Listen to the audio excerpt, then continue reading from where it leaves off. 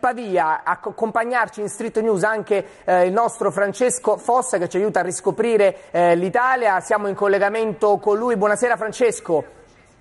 Buonasera a voi. Allora, anche noi ci racconti una Sicilia che funziona questa sera, no? Ma sì, cominciamo oggi con una buona notizia, una favola dopo tante brutte notizie, tanta angoscia quest'estate, dal caldo torrido allo spread. Abbiamo trovato in Sicilia, dove c'è una regione che rischia di crollare, di andare in default, invece una piccola realtà, ma non tanto piccola, che va avanti con le sue gambe, produce ricchezza e anche abbiamo trovato molta felicità, che di questi tempi è davvero una merce rara. Vediamo il servizio.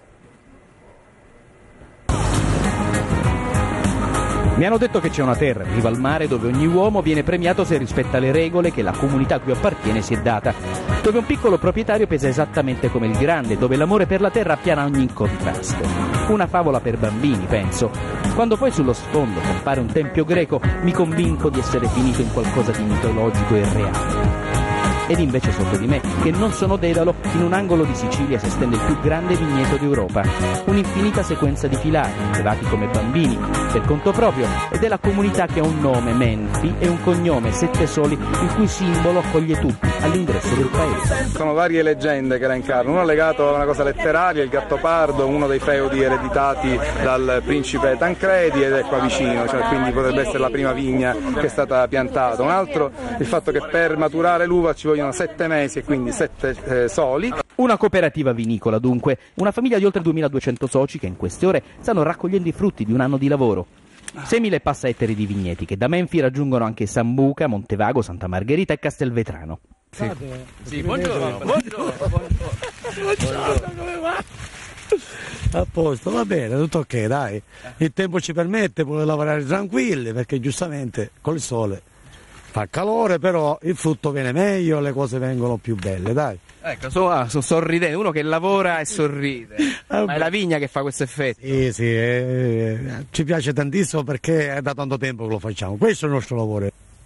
Dico, qua c'è un nido di cardellino e già loro sono andati via, per quest'anno hanno fatto la loro produzione anche loro, si sono riprodotti. Il cooperativismo ha arricchito questa zona, insomma, perché una volta quando si doveva vendemmiare c'erano dei sciacalli, insomma, che arrivavano e si portavano l'uva con pochi soldi, insomma, no? E la vendemmia diventa un appuntamento irrinunciabile anche per chi nella vita farà probabilmente un altro mestiere. Allora... Pensi bene a quel che fa, torni alla terra, torni a casa, alla vigna che è fortunata, vero signora? Questa ragazza è voluta andare a fare la scienza infermieristica a Milano, poi fa freddo, c'è la nebbia. I giovani vogliono provare altre nuove emozioni, ma mi sa che ritornerà perché avendo il diploma di perizia agraria e con la nostra azienda può iniziare una nuova vita anche qua. Lei quando sua figlia ha deciso di andare fuori ha detto è matta? Sì, un po', però sai, i giovani devono anche provare le cose diverse che ci sono qua da noi. Cosa rappresenta questo grappolo? Guardi, per me è tutto, una gioia. Mi dà la sensazione, guardi, della vita, proprio del vino.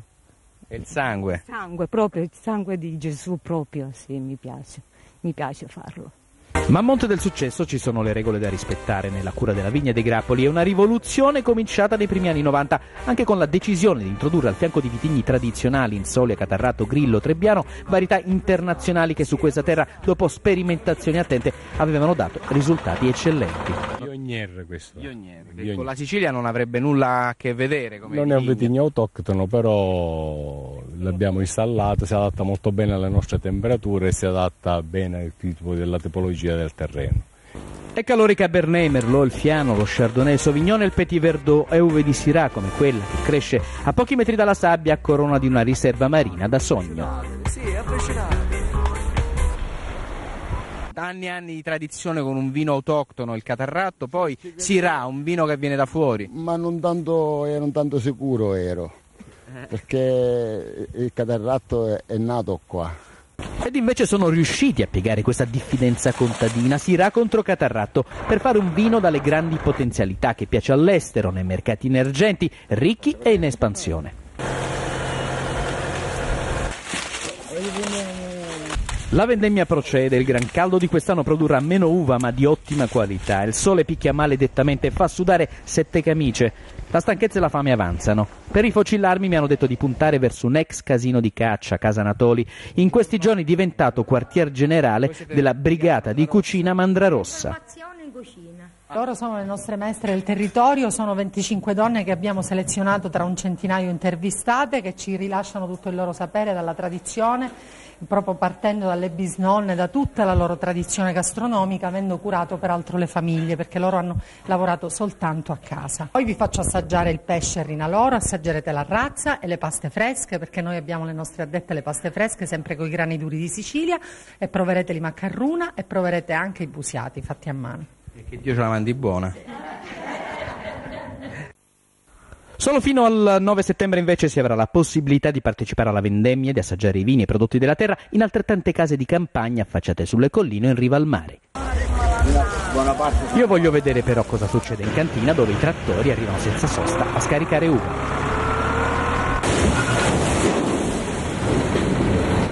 Questo è il momento molto importante per lei, eh?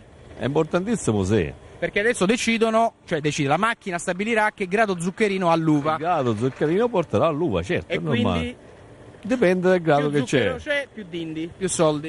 La prima classe è maggiore o uguale a 20, quindi ha massima remunerazione al nostro viticoltore.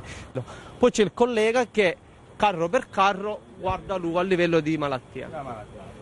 È andata bene, eh? Discreto, no? Bene. No, ma che è? Del massimo 20. Ma la vendemmia sta andando bene, tutti sono contenti, c'è tempo dunque per far festa in un giardino con piante di magnolia grandi come baobab.